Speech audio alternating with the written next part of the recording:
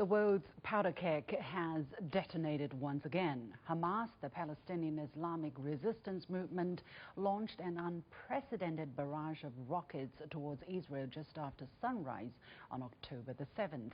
In response, Israel swiftly launched retaliatory strikes on the Gaza Strip controlled by Hamas.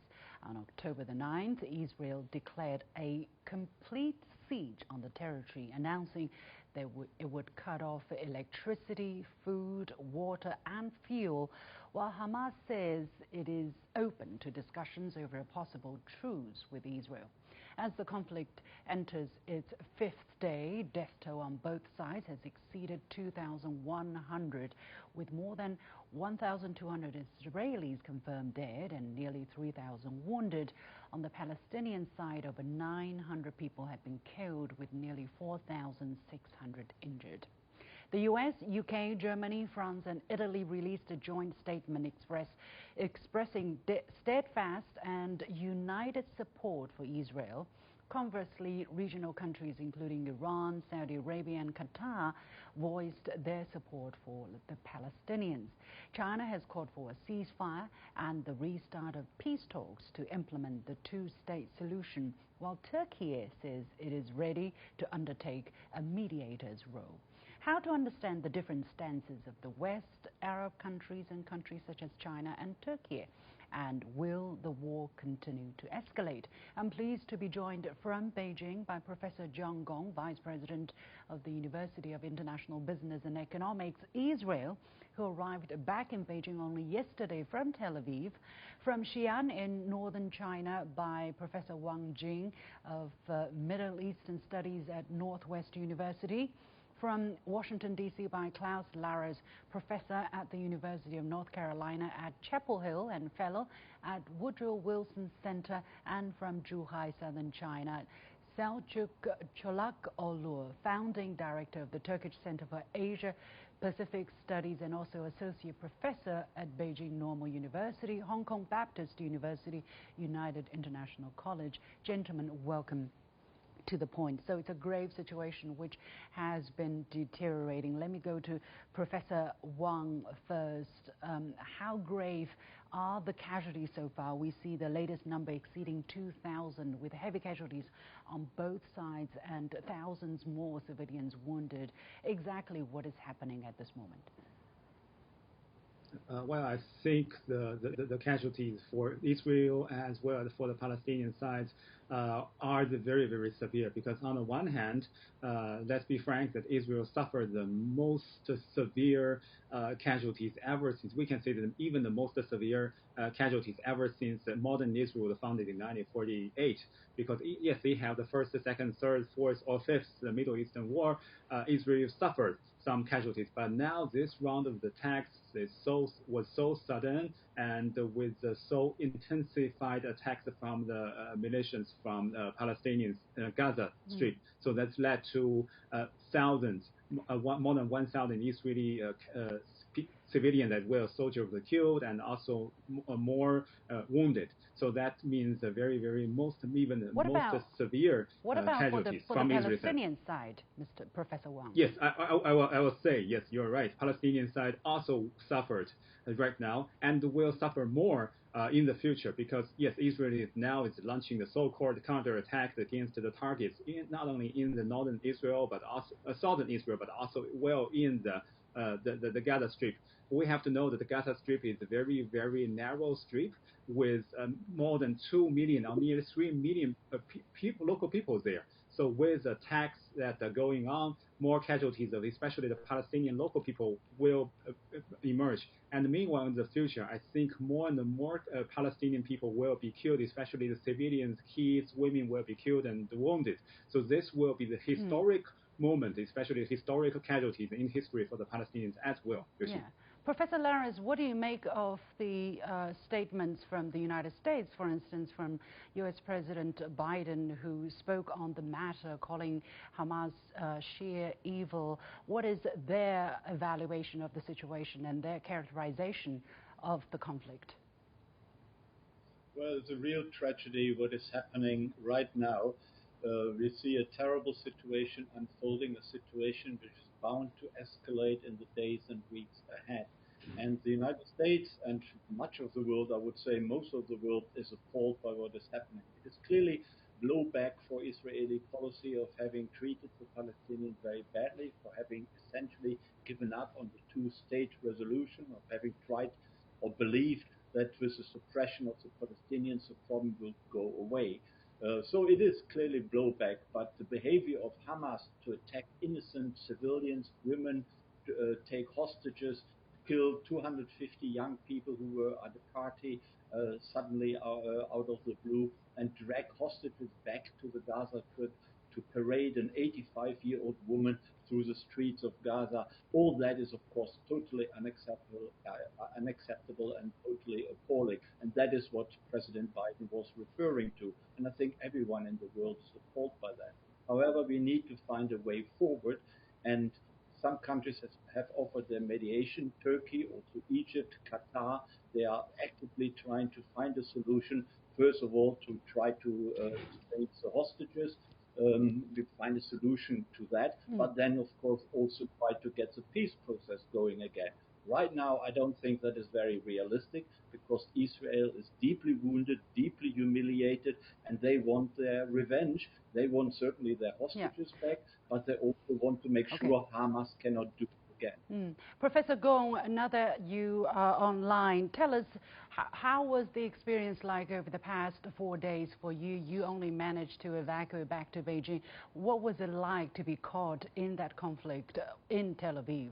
And how do you look at the kind of outside reports from both sides, some squarely focusing on Hamas, some squarely focusing on Israel, of course, the longer-term provocation or maltreatment of the Palestinian people? What is your understanding? Well, I actually withdrew from Israel 2 days ago. At the time that I left, what I saw was still representing the calm side of Israel. I don't see like panic in Israeli society. The stores are operating normally. The other stores and malls are still open. People have their ordinary life, although not many cars on the streets though. Another very significant event I see for myself is that Israel is certainly mobilizing. I see at a depot, a military depot not far away from my home, that probably up to 1,000 cars and their owners sending off husbands or sons to the army. The reservists are being called. It's a very touch and see as I drove by and saw the family members bidding farewell to their loved ones, and it's really a moving scene at the time that I drove by. However, I understand that there are casualties on both sides. I totally condemn the actions taken by the Hamas side on Israeli society, killing men, women, and children and elderly. But I think there's also another side that people in Gaza, the ordinary folks, also being killed as well as collateral damage to this. I think it's very difficult to stop the Israeli party to stop this operation, or even to reduce the scale of this operation. The purpose is very clear. It's no longer about rolling back Hamas governing power in Gaza. It's all about totally eliminating Hamas presence in Gaza, and by that I think it's very clear that the Israeli ground troops were moving. But at what cost? At what cost? Gaza. Because there are still about 2 million civilians in that area.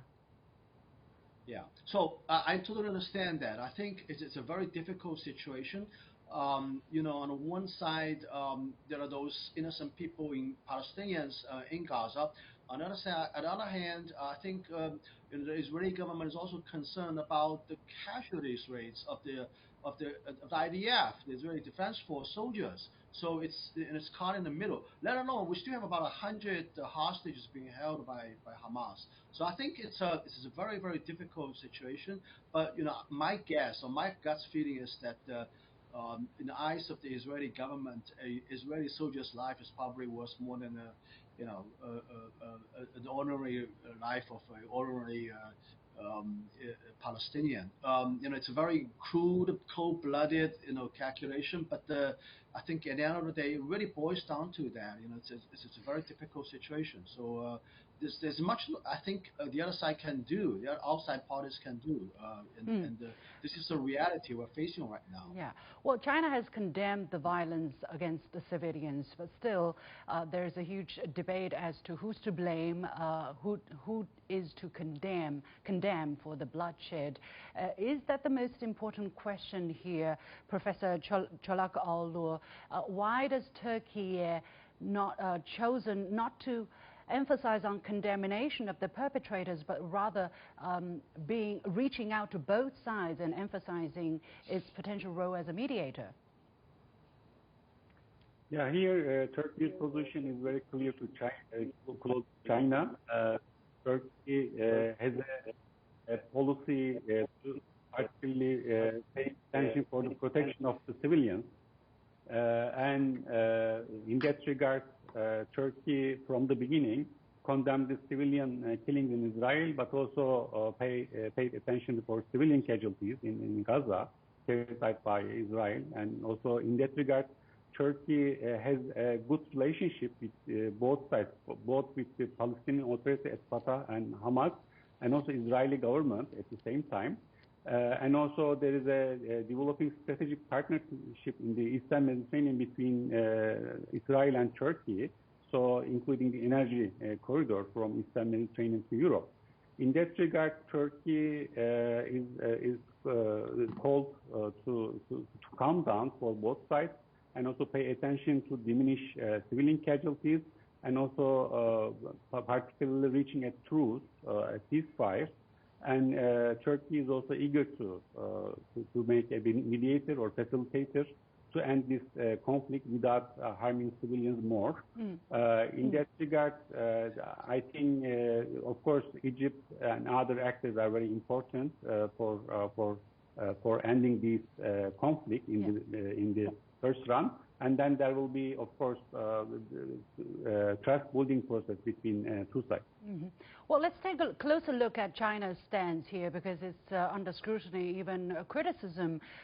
China's foreign ministry responded to the conflict on October the 8th that China called on relevant parties to remain calm, exercise restraint, and immediately end the hostilities by protect civilians and avoid further deterioration of the situation. Now, the next day, while answering questions about the increased civilian casualties from CGTN, China says we're deeply saddened by the civilian casualties and oppose and condemn acts that harm civilians. We oppose moves that escalate the conflict and destabilize the region, and hope fighting will stop and peace will return soon, and that China's position on this is consistent. Professor Wang, where does China stand on the issue? Because China has made it very explicit that China is friends both to Israel and to the Palestinians. Well, China stands on the side of peace. China stands on the side of civilians. Because we have to know, in the war, no matter who initiated first, no matter who provoked it first, always civilians suffered. Always civilians suffer the most. Always civilians pay the price. So in the past days, we see too many casualties. We have witnessed the escalation of the conflict and the wars between two sides against the other side's civilians. That is the tragedy for both sides' civilians. So that is why China calls, on the one hand, for the ceasefire, for the opportunities of peace of the both sides. And on the other hand, China also stresses the very necessity and needs to restore the peace talks between the two sides under the assistance of international society.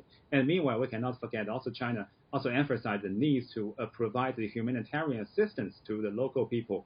So I think China always stands with the peace. On the one hand, it will benefit everybody. And on the other hand, China also emphasized the very need to protect the civilians under the peaceful and the pacified surroundings. That is very necessary in the following days with the escalation possibilities of the conflict between the two sides. Well, this is nothing new. I mean, in June, while meeting Palestinian president in China, President Xi Jinping said that the Palestinian question has remained unresolved for over half a century, causing great sufferings to the Palestinian people, and that justice needs to be done for the Palestinian cause. He made a 3-point proposal, such as supporting the two-state solution, such as giving humanitarian aid to the Palestinians and calling for a large-scale, more authoritative and more influential international peace conference to be convened as to create conditions for the resumption of peace talks. Professor Larres, who holds the key to finally resolving the Palestinian-Israeli issue, to finally put this to an end and end the violence once for all?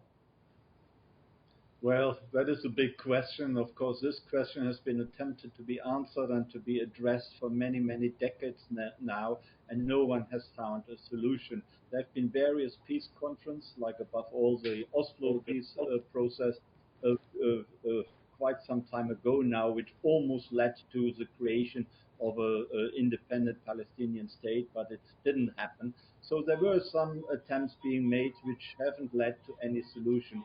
But for once, I think China and the Western powers are largely on the same side.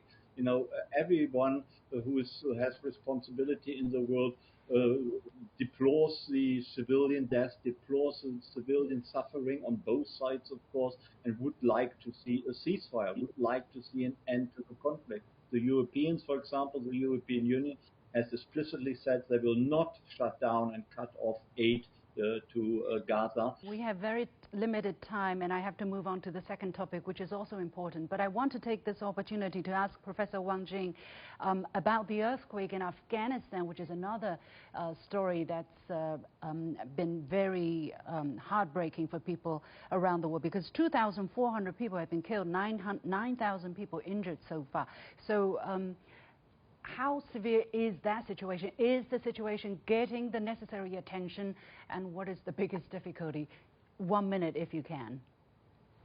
Of course, the attention of international society is not given enough to the Afghan people there who suffered the earthquake. So what I want to say is that similar to Afghanistan's local people who suffered the earthquake, similar to what is happening between Israel and Gaza, there were still a lot of unfortunatties and as well the tragedies inside this world around different corners. So sometimes we focus on the Western culture, Western society. They are pro-Paris, they have their own problem. But compared to what is happening with the suffering of the local people there in some developing countries, these kind of the suffering are small problems. So we have to give more attention from international society to the developing countries, especially to the conflicting areas, to help them with much as we can. Regine.